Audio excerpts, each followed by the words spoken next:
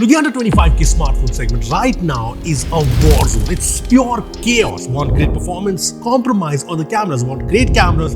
Compromise on the performance in a big way. Want a compact phone? Who are we kidding? But then there's this phone, the Oppo Reno 13, and this launched in January 2025 at 38,000 rupees. And at that price, it was kind of meh.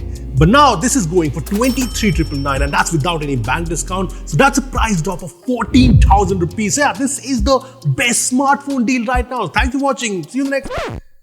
But it's the best smartphone deal. Is it the best phone under 25k considering the competition? Yep, I'm going to answer that question. I'm going to tell you what's good, what's bad. So let's get in detail. Hit that subscribe button. Let's get in detail. So this is what the Reno 13 looks like, and it's premium AF matte aluminum frame, glass back with a satin-like smooth finish we usually see in Oppo flagships. This glow around the camera, it's a fantastic looking phone. I mean, it's aesthetic, especially under 25k. But more than the looks, what's actually great about this design is the form factor, the size. I mean, super sleek, it's 7.2 millimeters. I mean, you can see the difference versus a Nothing Phone 3A or the OnePlus Nord CE5. This is also lightweight at 181 grams. I mean, in comparison, the Phone 3A weighs 201 grams, Nord weighs 199 grams. And more importantly, this is probably the only compact phone in this price segment. I mean, look at the size difference. It's not small, but it's the right size. And this makes the in-hand feel of the phone probably the best in this segment, especially with the metal and smooth glass back. A big thumbs up to this design, and there's also no compromises in terms of design. It's got the IP68 and the IP69 rated, my favorite, both of which you don't get in a lot of phones in this segment. You get an IR blaster on the top, an optical fingerprint scanner which works well. Connectivity is sorted to dual SIM slots. You also get NFC. There's also 16 5G bands here, and we face no issues with network or calling. And this has Bluetooth 5.4 with all the codecs supported like SBC, AAC, aptX, aptX HD, LHDC, LDAC, everything. You also get Wi-Fi 6 here. And this launched with Android 15, just like most of the competition phones. And this will get 3 OS updates and 4 years of security patches, so fairly solid. Even the display is great for the price, 6.59 inches, so again, not very small. It's 1.5K, 10-bit, 120Hz AMOLED, Gorilla Glass 7 eye for protection, and there's a lot to like here. First of all, I like how the bezels are thin all across and they're symmetrical. It's decently bright to outdoors with 1200 nits in high brightness mode. It even supports HDR10 on Netflix, which the Nord CE5 and the Phone 3A do not.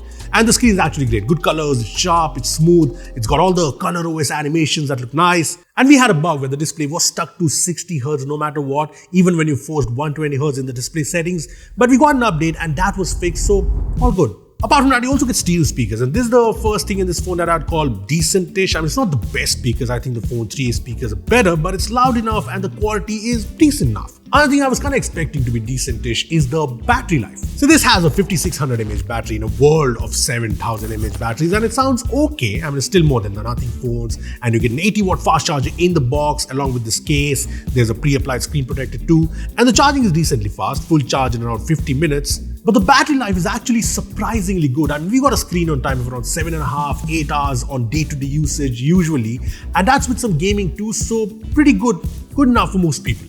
Even the performance is top-notch. This is powered by the MediaTek Dimensity 8350 with LPDDR5X RAM, UFS 3.1 storage, and this is a processor we've seen in a lot of phones, and here too this is solid. 1.3 million in Antutu, which is better than the Nothing Phone 3A. I mean, not as good as the iQOO Neo 10R, which you do get under 25k with the bank discounts, but hey, it's the middle ground, and the day-to-day performance is very good, very snappy, no lags or anything, and yes, you can game on it. BGMI runs at 90 FPS and runs pretty well, no problems. COD Mobile runs at 120 FPS and is also very smooth and nice. Heck, it even handles wuthering at 60 FPS with some minor stutters here and there, but trust me, very minor.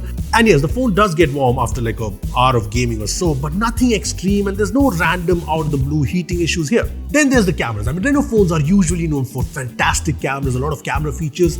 Having said that, the camera setup here isn't out of the world or extraordinary. I mean, you get the 50 megapixel LYT600 sensor with OIS, an 8 megapixel ultra wide, and a monochrome sensor, no telephoto here. And on the front, you get a 50 megapixel Jane 5 sensor with the autofocus. Now, we all know that specs don't mean nothing, and we compared the cameras of the Reno versus the Nothing Phone 3A, and in daytime, this actually does a good job. I'm great ways to do. The colors in the Nothing photos were more vibrant, but the Reno captures more details when you zoom in, and it's just sharper all around. The Reno is also better in terms of portraits, the edge detection seems better, and the skin tones in the Reno Photo are a lot better. Nothing just seems to brighten up the face.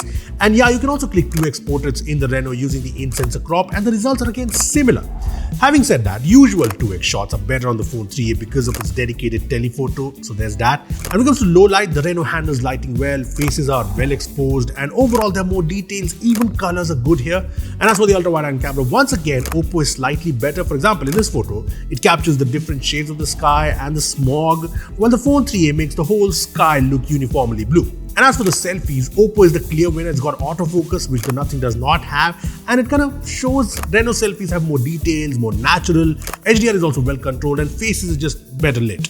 And the good thing is the Reno 13 can shoot 4K 60 FPS videos from the rear and the front cameras, which the Phone 3a cannot. And the video quality, the stabilization, the dynamic range, all of this are better compared to the 3a, which is a big deal because we shoot a lot of videos. So even though there's no telephoto camera here, the Reno 13 does a very good job in terms of camera performance, very solid. But let's be practical, not everything is great about this phone. See, here's what I'm talking about. ColorOS on this phone is great. It's got all the features, the premiumness, the smoothness, everything's there. But then there's the bloatware, and it's a lot. Like a lot. I mean, you get these recommended apps when you're setting up the phone, you get these third-party apps pre-installed, you get these games pre-installed, you get the hot apps recommendations along with hot games, and you just get these ads inside the folders, which is just trash. I mean, you can remove all of this, make the experience clean and nice, but not everyone is tech savvy, and for them, it's not the best experience. Another thing I'm not a fan of in this phone is the fact that this only has 128GB storage in the base variant, and the 256GB variant is not on a deal, so that's one compromise right there. You know what, having said all of that, if you ask my opinion, I think this is just one solid deal at 23,999. I mean, it's not all perfect with the bloatware, 128GB storage, no telephoto, but if you can live with all of that, you get a premium design with just the right size, great display, solid performance, good cameras, solid battery life. And it's hard to find any major deal breakers, and that's really good, especially combined with Oppo's solid after-sales support. So yeah, if you're looking for a solid all-rounder phone under 25k, I'd say go with this. The link is in the description down below. And if you're looking to buy this for someone else, make sure to remove the bloatware. They'll thank you. And hey, if you're an existing Reno 13 user, make sure to share your experience in the comments so everyone knows. And I know what you're thinking. What a great video. So I should hit subscribe. Do it. Thanks for watching. See you in the next one.